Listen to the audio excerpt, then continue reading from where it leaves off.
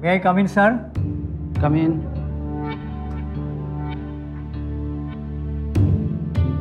Sit. সংক্ষেপে বলেন কি প্রয়োজন?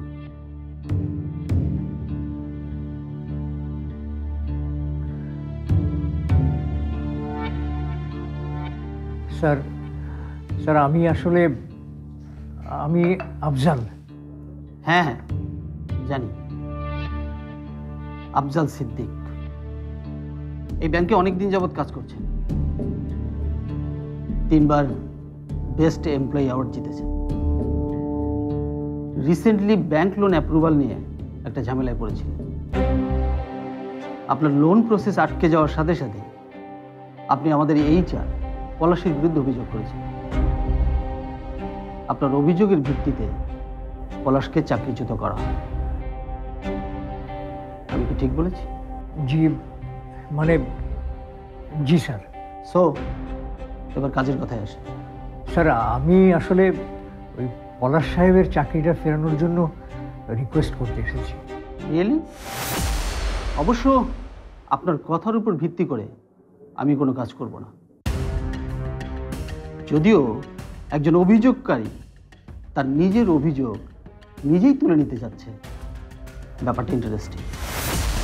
তা আপনি এটা কি কারণে করছেন? দেশ জুড়ে তোলপাড় ওয়ালটন ফ্রিজ কিনে আপনিও হয়ে যেতে পারেন মিলেনিয়ার।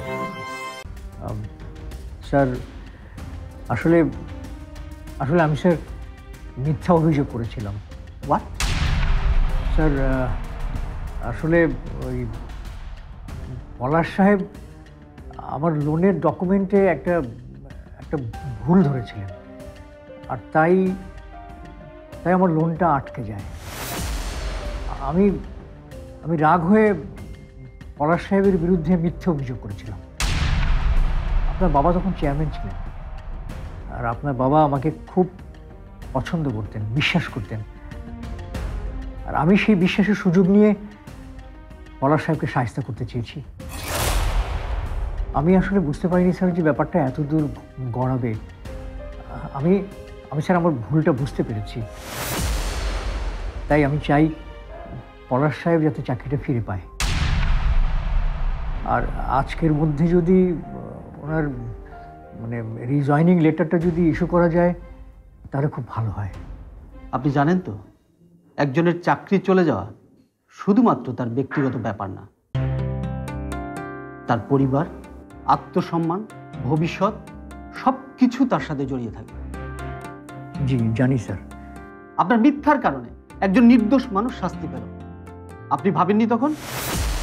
স্যার আমার ভুল হয়ে গেছে স্যার। আমি চাই পলাশ সাহেব আবার চাকরিটা ফিরে পাক। যা বললেন সেটা আপনি লিখে দিতে পারবেন? জি স্যার।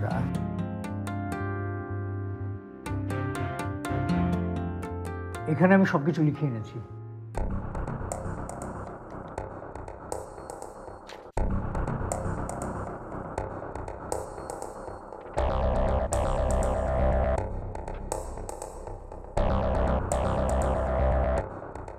হ্যালো জেরিন,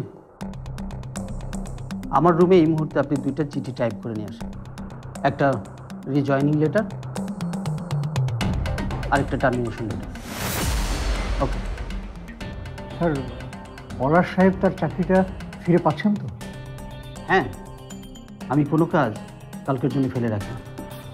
ধন্যবাদ স্যার, ধন্যবাদ। দ্বিতীয় চিঠিটা আপনার জন্য মিস্টার আফজাল সিদ্দিক, আপনার টার্মিনেশন লেটার। স্যার আমার একজনকে অন্যায়ভাবে ফাঁসিয়ে দেওয়া এটা ক্ষমার যোগ্য না। পলাশ ফিরে পাবে তার চাকরি, কিন্তু আপনি আর এখানে চাকরি করতে পারবেন না। আমার মনে হয় এটা ফেয়ার এনাফ, তাই না? জি স্যার। You may leave.